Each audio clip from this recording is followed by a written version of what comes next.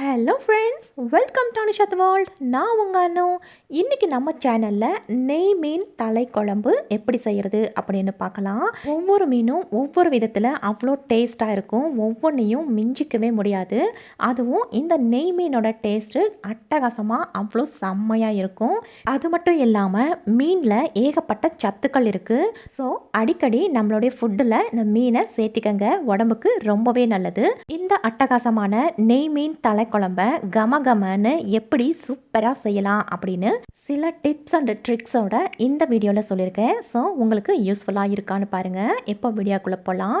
ஒரு பேனில் அரை ஸ்பூன் அளவுக்கு சோம்பு, அதே அரை ஸ்பூன் அளவுக்கு சீரகம், ஒரு ஸ்பூன் அளவுக்கு குறுமிளகு, ஒரு ஸ்பூன் அளவுக்கு வெந்தயம், இது எல்லாத்தையும் சேர்த்து நல்லா ரோஸ்ட் பண்ணிக்கலாம்.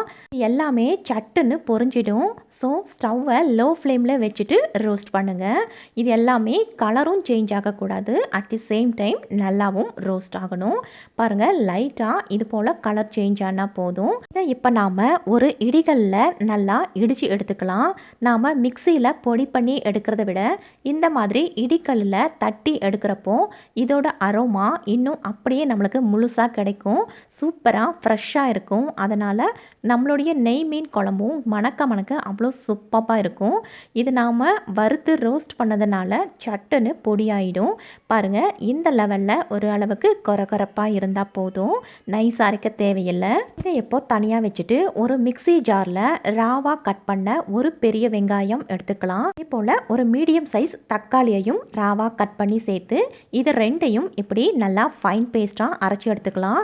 அடுத்து ஒரு கடாயில் 3 ஸ்பூன் அளவுக்கு தேங்காய் எண்ணெய் விட்டுக்கோங்க. ஆயில் காஞ்சதும் 1/4 ஸ்பூன் சோம்பு, 1/4 ஸ்பூன் வெந்தயம் பொரிச்சுக்கலாம். இது கூட சின்ன வெங்காயம் பொடியாக நறுக்குனது, 3 பல்லு பூண்டு பொடியாக நறுக்குனது, ஒரு பச்சை மிளகாய், கொஞ்சமாக கருவேப்பிலை, இது எல்லாத்தையும் சேர்த்து இப்போ நாம் ஒன்றாவே வதக்கிக்கலாம். வெங்காயம் நல்லா கண்ணாடி பதத்துக்கு பொன்னிறமாக வதக்கணும் அப்படிங்கிறது இல்லை. லைட்டாக ஒரு ஹாஃப் குக் ஆனால் போதும். அந்த அளவுக்கு நாம் வதக்கிக்கலாம். ஓரளவுக்கு ஆஃப் குக் ஆனதும் நாம் அரைச்சி வச்சுருந்த அந்த வெங்காயம் தக்காளி விழுதை சேர்த்து இதோட பச்சை வாசனை போகிற வரைக்குமே இப்போ நல்லாவே வதக்கி விட்டுறலாம். இது ஆயிலோட சேர்ந்து நல்லா வதங்கணும். இதோட பச்சை ஸ்மெல்லெல்லாம் போகணும்.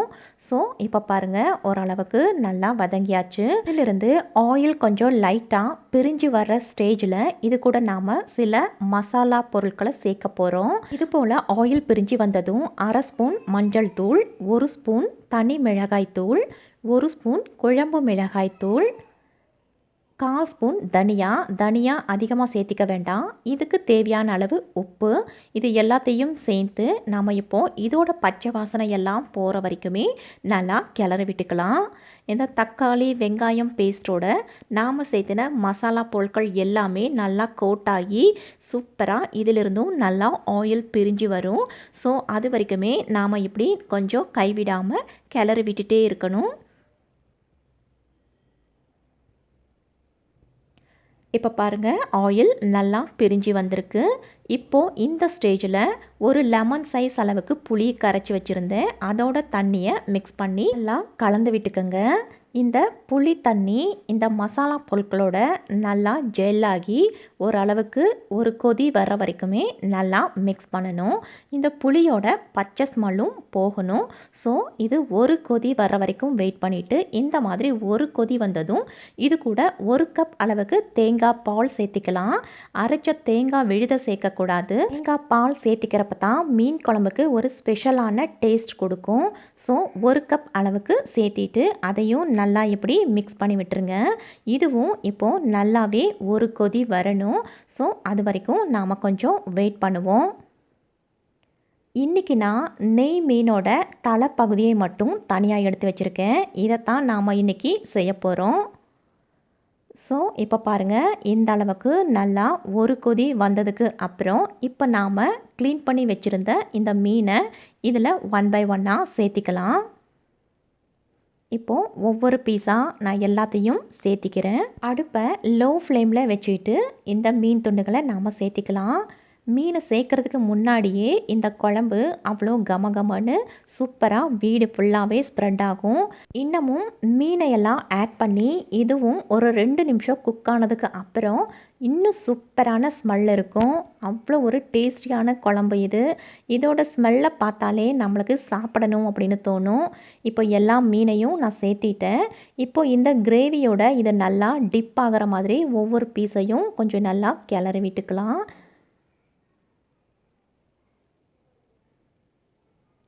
அவ்வளோதான். இதை இப்போ ஒரு 2 நிமிஷம் மூடி வச்சுட்டு அதுக்கப்புறம் ஓப்பன் பண்ணி பார்க்கலாம். இப்போ 2 நிமிஷம் ஆயிடுச்சு. ஸோ இப்போ பாருங்கள், மீன் குழம்பு அவ்வளோ ஒரு சூப்பரான ஸ்மெல்லோட மணக்க மணக்க ரெடி ஆயிடுச்சு. இப்போது இதை லைட்டாக ஒரு மிக்சிங் கொடுத்துட்டு இதோட டேஸ்ட்டை இன்னும் ரிச்சாக்க நம்ம ஆல்ரெடி ரோஸ்ட் பண்ணி இடித்து வச்சுருந்த மசாலா பொடியை 1 ஸ்பூன் அளவுக்கு இந்த குழம்புல ஃபைனலாக தூவி விட்டுட்டு இதையும் ஜென்டிலாக ஒரு மிக்சிங் கொடுத்துட்டா போதும். இதை ஆல்ரெடி நாம் வறுத்து தான் பொடி செஞ்சுருக்கோம். ஸோ இதை மறுபடியும் பச்சை வாசனை போகிற வரைக்கும் விடணும் அப்படின்னு அவசியம் இல்லை. இந்த ரோஸ்ட் பண்ண இந்த பொடியை ஃபைனல் டச்சாக நாம் சேர்த்திக்கிறது தான் இந்த மீன் குழம்போடைய ஸ்பெஷாலிட்டியே. இப்போது கொத்தமல்லி தலைகளை தூவி ஸ்டவ் ஆஃப் பண்ணிடலாம். அவ்வளோதான். மணக்க மணக்க நம்மளுடைய நெய் மீன் தலை குழம்பு சூப்பராக ரெடி ஆயிடுச்சு. இந்த வீடியோ உங்களுக்கு பிடிச்சிருக்கும்னு நினைக்கிறேன். பிடிச்சிருந்தா லைக் பண்ணுங்கள், கமெண்ட் பண்ணுங்கள், ஷேர் பண்ணுங்கள். தேங்க்ஸ் ஃபார் வாட்சிங்.